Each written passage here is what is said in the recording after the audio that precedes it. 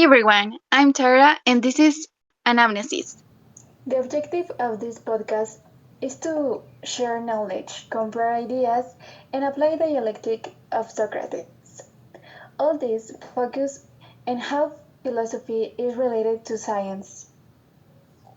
Does anyone think about how we started recollecting and having information of how organisms work, the structure of a cell, and also what is our purpose in the world?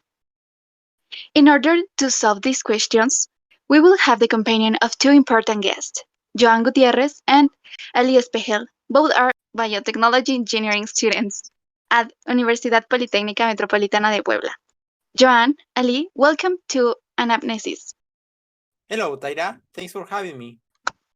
Well, Tyra, I'm pretty happy to receive your invitation to your podcast. I found it really interesting. Good morning. It's a pleasure to have you here.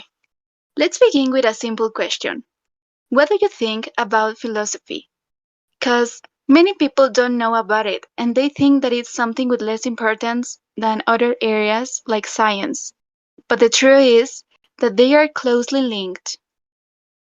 First of all, I think it is always a good time to talk about topics like philosophy and science and how they relate between one another. I mean, remembering who were the most relevant philosophers and what they did for the society should be something to keep in mind. I have to say that it's quite interesting that nowadays young people are more interested in topics such as philosophy and science. That's incredible. Well, once we know that you're familiar with this relationship, we will talk about the main topic that gathered us today, the scientific and philosophical contributions of great thinkers. What do you think about it? I think that this topic is not so easy to discuss because philosophy and science have always been complex science. The former, as you may know, is the study of general and fundamental questions such as those about existence, reason, and knowledge. The latter is a pursuit of knowledge covering general truths or the operations of fundamental laws. Personally, I believe every single science has its philosophical part. Well, as John previously mentioned, I think that talking about contribution from great thinkers is something extremely broad. However, I have always thought that through philosophy, stands out not because of the answers, but because of the questions you may ask. This is how you ask questions like, where do we come from? Where do we go? Who are we? They are important part of the great contributions, I think. I fully understand that point. Of course, philosophy emanates from doubt, and in the question lies the soul of philosophy. I know that it's something complex, and that perhaps mentioning that one contribution is more important than another somehow detracts from the work or legacy from other thinkers. Of course, however, I can say that following my instincts as a future engineer and scientist, I have total admiration for Thales of Miletus, considered the first Greek philosopher and the first scientist of ancient Greece. Something that fascinates me is that he introduced the arche, which means the origin of everything, of life, of the universe, the beginning of something. The fact of questioning the origin of all led to the formulation of hypotheses about the contribution of matter and its origin, giving us an answer that matter was made of small particles of fragments or something small of water. Perhaps nowadays it sounds illogical to think, but this led to the creation of the first atomic models, which Dalton maybe would later take as a reference for the formulation of atomic theory. This is an extremely interesting way of looking at the fact that philosophy is ultimately the mother of all science. Thanks to asking the correct questions, they started to discover the reason for many phenomena. I completely agree with Tyra's point. In fact, due to the philosophical questions asked by Thales of Miletus, such as why this event in nature happened or why do things tend to change, the main scientific contributions from him took place.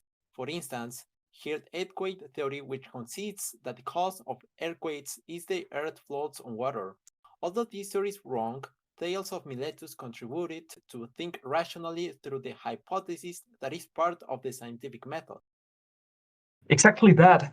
Thales of Miletus saw the precedents of science from contributions such as his theorems, the demonstration of Greek mathematics, as well as the first Greek physicist and astronomer. Let's think about chaos theory for a moment. Let's think that Thales of Miletus would not have existed.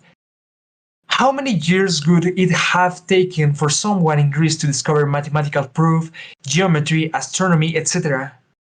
Greek geometry has led us to understand things as abstract as symmetry, which makes up the world, but in counterpart we have superasymmetry that has led us to understand entropy, singularity, the expansion of the universe, and understand that the universe is a universe untidy.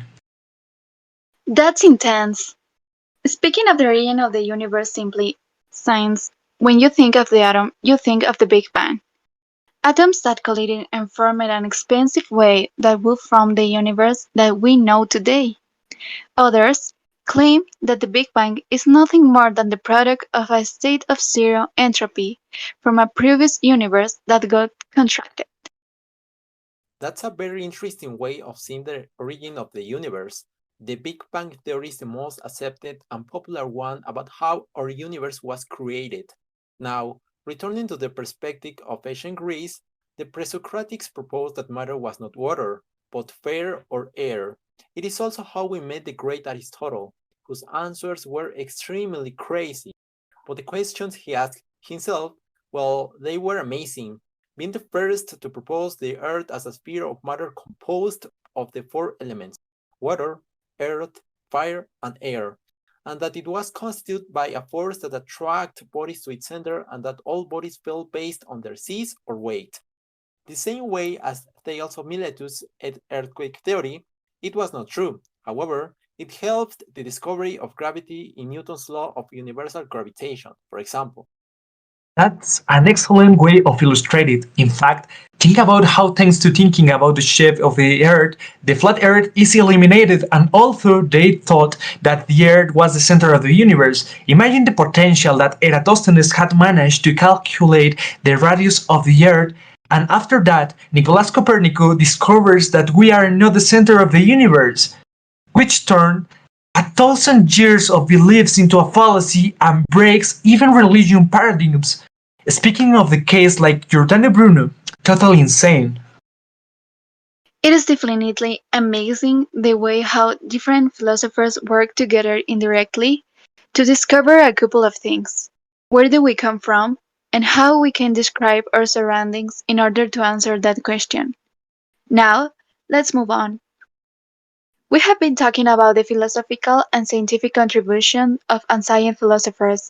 But what about modern philosophers? Who are they? What did they do? Joan, can you tell us a little bit more about this, please? Sure. Well, we need to think of René Descartes, for example. He was a philosopher and mathematician considered as the father of modern philosophy for defining a well known starting point for existence. I quote, I think, therefore I am. From my point of view, this statement represents the sense that every individual has. That is, there is no doubt that we exist because we are capable of thinking. So, René Descartes sought to uncover the meaning relationship of the natural world with a rational approach based on philosophy and science, you know? That sounds fantastic.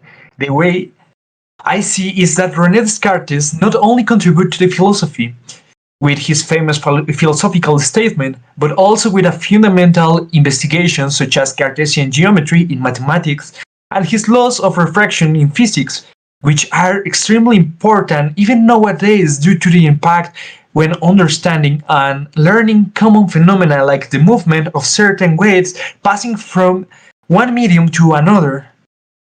You're definitely correct, Ali. Moreover, Descartes introduced other concepts. For example, he developed an empirical understanding of rainbows, and he proposed a naturalistic account of the formation of the solar system.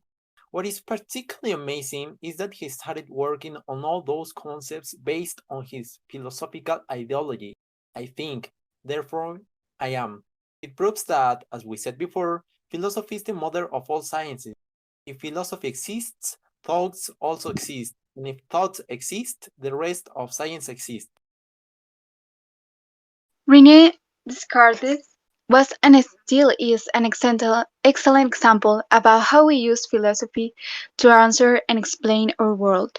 We should not forget that the most important goal of philosophy is to ask the correct questions that, in some way or other, bring us more closer to knowing where we come from, where we go, and who we are. Now, returning to our ancient philosophers, we are forgetting to mention one who is extremely important in this topic. So, does anyone know who I'm talking about? I think not. Either. The one who I am referring to is Pythagoras of Samos.